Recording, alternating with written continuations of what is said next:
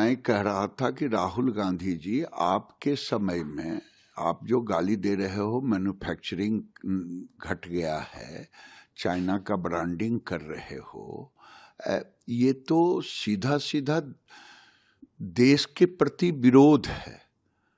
आपके समय में डिफेंस में इंपोर्ट ज़्यादा था, अब हम एक्सपोर्ट कर रहे हैं। आपके समय में एक्सपोर्ट था केवल 19 लाख करोड़ का, अभी 75 लाख करोड़ से ऊपर का एक्सपोर्ट हुआ है, 80 लाख करोड़ तक जाने वाला है। तो ये एक्सपोर्ट होना बताता है कि देश में मैन्युफैक्चरिंग बढ़ रहा है। ये अलग बात है कि सर्विस सेक्टर और मैन्युफैक्चरिंग का दोनों का है, लेकिन आप तो चाइना का ब्रांडिंग कर रहे हो एलओपी हो करके।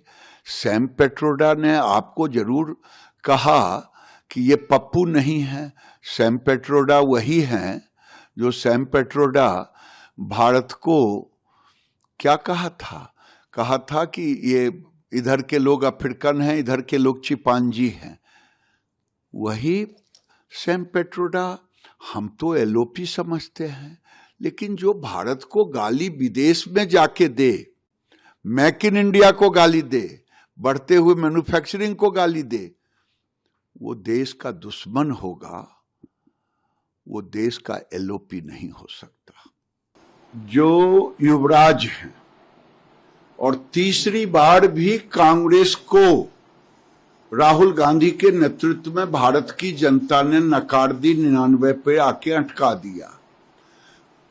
और ये दुनिया में जाकर के जो भारत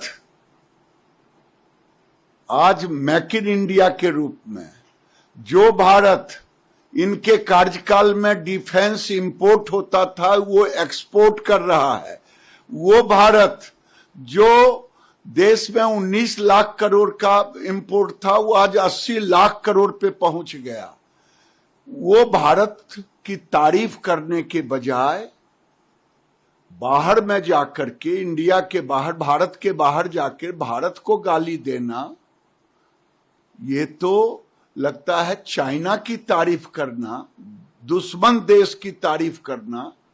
ये लगता है चाइना के पैसे पर पलते हैं और चाइना की ही बात ब्रांडिंग करने के लिए ये बाहर में जाके चाइना का ब्रांडिंग कर रहे हैं। इन पर तो ऐसे लोगों को, अगर कानून भारत में नहीं होता, अगर मोदी जी संविधान की रक्षा नहीं करते, तो ऐसे लोगों को देशद्रोह का मुकदमा चलाना चाहिए, जो भारत की निंदा भारत के बाहर जाके करे, भारत को बदनाम करे और दुश्मन देशों की तारीफ करे।